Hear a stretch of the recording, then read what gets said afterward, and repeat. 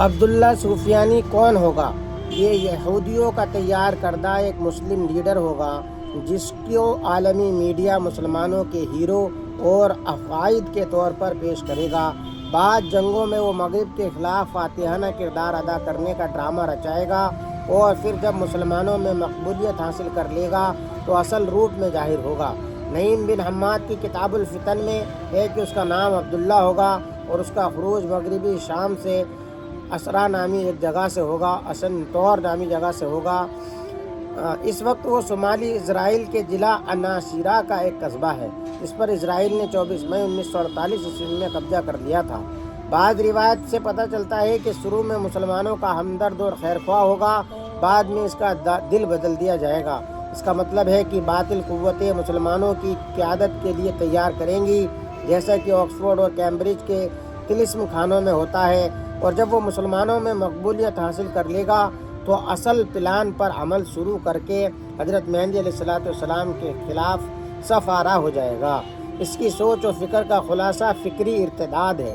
فکری ارتداد یہ ہے کہ اسلام کے حلال کو حلال اور حرام کو حرام نہ سمجھا جائے، شرعی تعلیمات کو حرف آخر نہ مانا جائے، اتنے شکوک و شبہات اور وسوسے پیدا کیے جائیں کہ شراب اور زنا اور سود اور جوئیں جیسی قطعی حرام چیزوں کو بھی پروپیگنڈے کے زور پر حلال قرار دیا جائے۔ اس دن یہ شخص سب سے بڑا محروم ہوگا جو بنو کلب کے مال غنیمت میں سے محروم رہا، یعنی ہر صاحب ایمان مجاہد اس مال غنیمت میں سے کچھ نہ کچھ ضرور لے، اگرچہ اونٹ کو باندھنے کی رسی ہی کیوں نہ ہو۔ صحابہ اکرام رضی اللہ تعالیٰ اجمعین نے عرض کیا، یا رسول اللہ، یہ لوگ ان کے مسلمان ہونے کے باوجود ان کے اموال کو غنیمت اور ان کے بچوں کو قیدی کیسے بنا لیں گے؟ فرمایا، وہ شراب اور زنا کو حلال سمجھنے کی وجہ سے کافر قرار دیے جائیں گے۔ سفیانی زمین میں فساد برپا کیے ہوئے ہوگا، حتیٰ کہ ایک اور سے دن کے وقت دمشق کی جامع مسجد میں شراب کی ایک مجلس میں بدکاری کی جائے گی۔ اسی طرح ایک عورت سفیان کی ران پر آ کر بیٹھ جائے گی جبکہ وہ جامع دمشق کی محراب میں بیٹھا ہوگا۔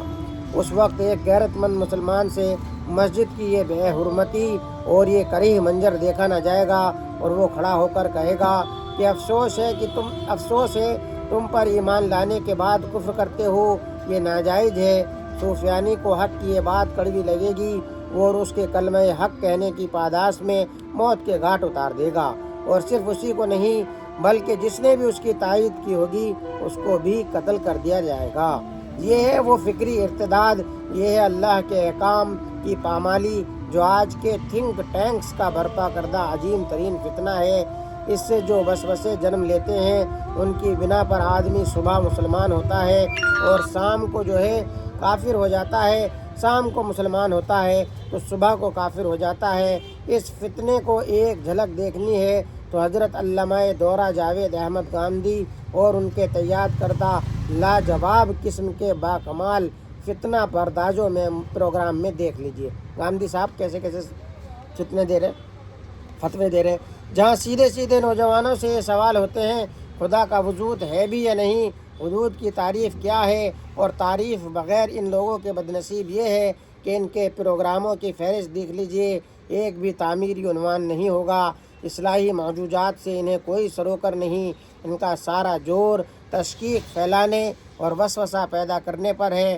کوئی دنیا دار مسلمان دین کی طرف آ جائے، ان کو کوئی فرق نہیں پڑتا، سارا زور اس پر ہے جو بچے کھچے مسلمان دین پر ٹوٹا پھوٹا عمل کر رہے ہیں وہ کس طرح آزاد خیال ہو جائیں۔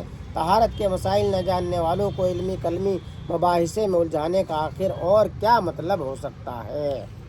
یہ ہے، اس لیے اس وقت فکری ارتداد ہوگا۔ فکری ارتداد میرے بھائی یہی ہے کہ آدمی کے اندر شک و شبہات شریعت کے حکموں کے تعلق سے ڈال دیے جائے کہ بھی یہ شریعت میں ہے بھی یا نہیں ہے تو کس طرح ہے، یہ فکری ارتداد ہے۔ اللہ عمل کی توفیق عطا فرمائے۔